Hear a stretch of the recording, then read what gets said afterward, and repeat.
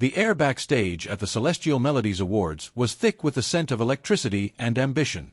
Xiao Zhan stood at the very precipice of his career's highest honor, the Global Harmony Award. His boundless empathy, usually a source of serene strength, was a relentless deluge, a constant stream of a million desperate hopes, fears, and expectations from the world watching. He felt their collective weight pressing down on his shoulders, an exhausting, invisible burden that made his very bones ache. Across the room, Wang Yibo's resonance harmonizer, a stoic sentinel in his ear, pulsed with a low, troubled frequency. His echo syndrome, usually a tool of sharp observation, was picking up not the celebratory din, but the subtle, frantic static in Zhan's spirit. Yibo could see the exhaustion in Zhan's eyes, the forced smile that didn't reach them, and he felt a chilling sense of helplessness. Fame, it seemed, was a grand stage that was slowly consuming the man he loved. The moment before they were set to walk onto the stage, Zhan felt his entire being buckle under the pressure. The world's emotions were no longer inspiring, they were suffocating. He turned to Yibo, his eyes hollow with a profound, terrifying weariness. "Yibo," he whispered, his voice raw, "I can't do this anymore. I'm walking away." He didn't need to say more. The words, to Yibo's echo syndrome, were not just sound, they were a profound, gut-wrenching absence of resonance, a silent scream of surrender. Yibo's heart seized with a cold dread he'd never known. He reached for Zhan, but Zhan flinched, a quiet plea to be left alone. It was the deepest cut. He was choosing solitude over their shared future. The first mind-blowing scene erupted not as an external force, but as an internal collapse. Yibo's echo syndrome, overwhelmed by the crushing finality of Zhan's decision, went out of control. It didn't just reflect sound, it began to reflect Zhan's raw, emotional state, projecting it outwards in a spectacular, physical manifestation. The air around Zhan didn't just vibrate with emotion, it solidified into a shimmering, translucent cocoon of fractured memories, each one a jagged shard of light. These were not memories of happiness, but of his deepest pains, the lonely nights, the crushing failures, the moments when fame felt like a relentless, suffocating force. The cocoon pulsed with a chaotic, discordant energy, a physical representation of his breaking point. Within its depths, Yibo saw 1,000 shimmering, fractured versions of Zhan, each one a different, unfulfilled part of his soul, a mind-blowing, brutal display of the man he was losing. The cocoon shimmered, threatening to implode, pulling Zhan into a vortex of his own despair. The chaotic energy began to leach into the harmonized network, causing the arena lights to flicker erratically, the live broadcast to glitch with static, and the global audience to feel a sudden, inexplicable sense of profound sadness. Elder Chen, watching from his seat, smiled with a cold satisfaction. This was the moment their public facade would crack for all to see. But Elder Chen hadn't counted on Yibo's love. Seeing Zhan's soul teetering on the edge of a self-imposed oblivion, Yibo acted on pure, desperate instinct. He closed his eyes, ignoring the chaotic maelstrom around them. He didn't use his echo syndrome to echo Zhan's pain, as it had always done. Instead, he forced it to perform a new, impossible feat, a reverse echo. He focused not on the emotions that were there, but on the emotions he knew were within Zhan, the feelings of unshakable joy, boundless love, and profound peace they had shared. He began to project a single, pure, resonant memory into the heart of the storm, the moment of their first, secret kiss, a memory so sacred and perfect it had no echo in the public world. The second mind-blowing scene was a defiant act of creation. The turbulent, fractured cocoon around Zhan didn't just stop, it began to respond to the new frequency. The chaotic, jagged shards of light didn't just dissolve, they began to transform, reforming into perfect, symmetrical petals of a blooming, celestial lotus. Each petal was a different cherished memory. Their first shared meal, Yibo gently wiping flour from Zhan's face, the quiet moment on the rooftop, their hands clasped in the first snowfall. The chaotic maelstrom became a garden of light, a beautiful, mind-blowing testament to the quiet, perfect moments that had been worth all the fame. As the lotus bloomed, its serene energy pulsed outwards, canceling out the public static in the harmonized network, calming the fears of a billion-strong audience. Zhan's eyes, once hollow with despair, opened, clear and full of a radiant truth.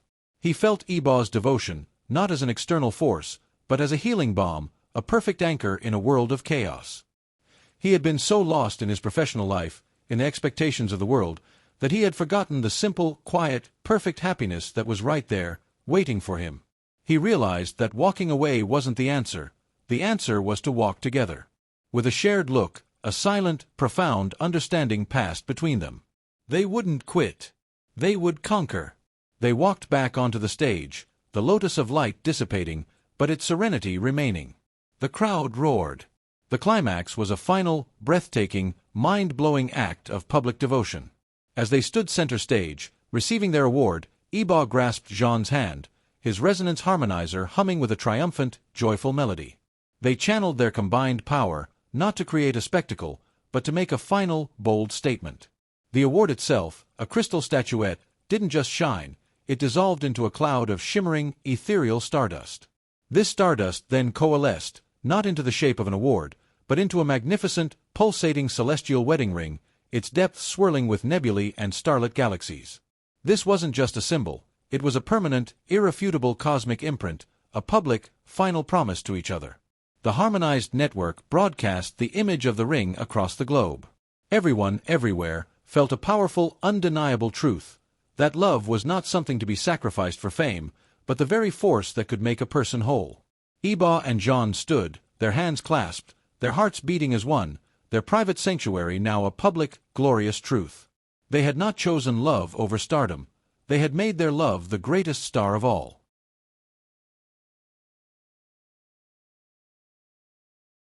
The world was forever changed.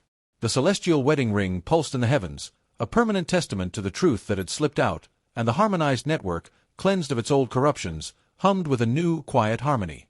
Wang Yibo and Xiao Zhan, no longer public figures but living symbols of a new era, retreated from the spotlight, their hands clasped.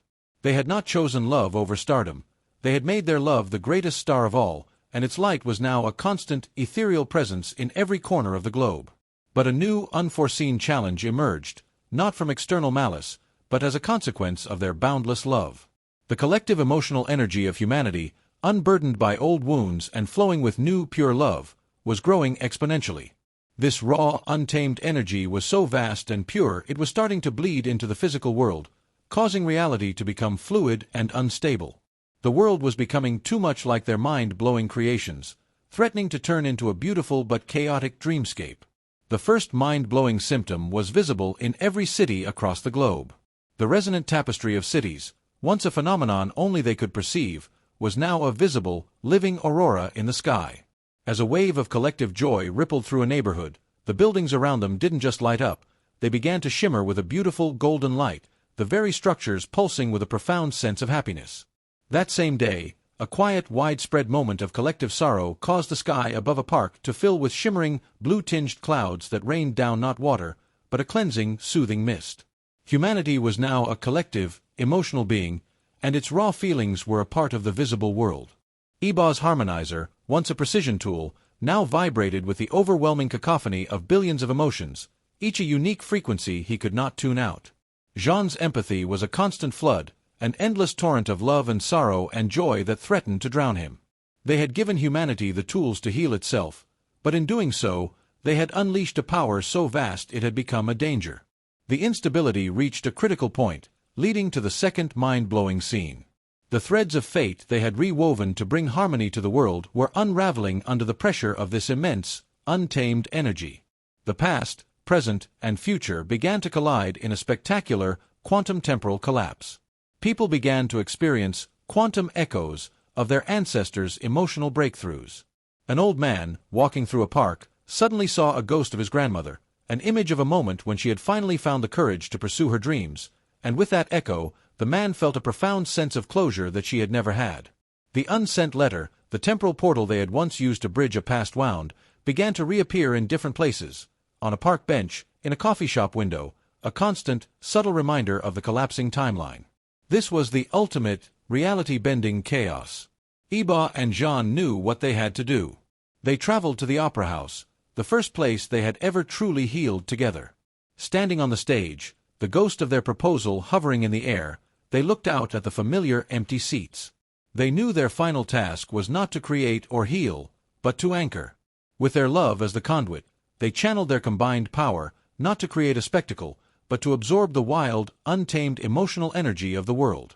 With a single quiet, mind-blowing act of profound self-sacrifice, They began to pull in the entire collective consciousness of humanity's love and forgiveness, re-establishing a stable boundary between reality and emotion.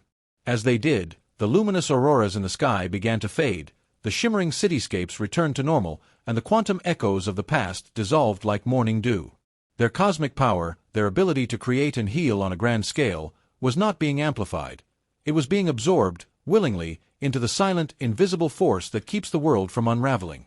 The world returned to normal, but it was changed forever. The physical manifestations were gone. The celestial aurora faded. The Garden of Light became a normal, beautiful garden. Yibo and Zhan were no longer silent inspirations or cosmic guardians. They were just two people, their powers now part of the world's subconscious, the silent, invisible force that keeps it from unraveling. Their greatest act was not to create, but to surrender their power, turning their love into the silent, eternal anchor for all of humanity. The world settled back into its comfortable rhythm, but it was changed. The celestial auras and shimmering cityscapes faded, and the quantum echoes of the past dissolved like morning dew. Wang Yibo and Xiao Zhan lived a quiet, ordinary life. Their powers, it seemed, were gone, absorbed into the world to keep it from unraveling. One evening, Yibo couldn't find his favorite hoodie. He searched everywhere, the familiar frustration building, but his echo syndrome, the tool that once found him in a world of noise, remained silent. He sighed, defeated, and went to the living room. "I can't find it," he said, the words heavy with a strange sense of loss. Zhan simply smiled. He looked at Yibo, then closed his eyes for a moment. His own empathy, once a torrent of the world's feelings, was now quiet. But he felt a single perfect thread of connection to Yibo, a silent, unwavering resonance of pure, quiet affection. He opened his eyes, reached out his hand, and pointed to the kitchen counter. "It's there," he said softly. Yibo walked over, and sure enough, it was. He hadn't seen it, but Zhan, through their intertwined souls, had.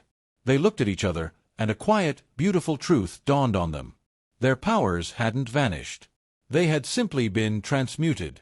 They no longer created reality-bending spectacles, but they could perform small, everyday miracles. A flower in their garden bloomed out of season, its petals shimmering with a light that only they could perceive. A gentle rain would stop just as they stepped outside. Their love, the great anchor they had given the world, now manifested in small, private, and unbelievably beautiful ways, a constant, silent testament to the simple fact that their greatest power was not in the heavens, but in their shared, quiet life.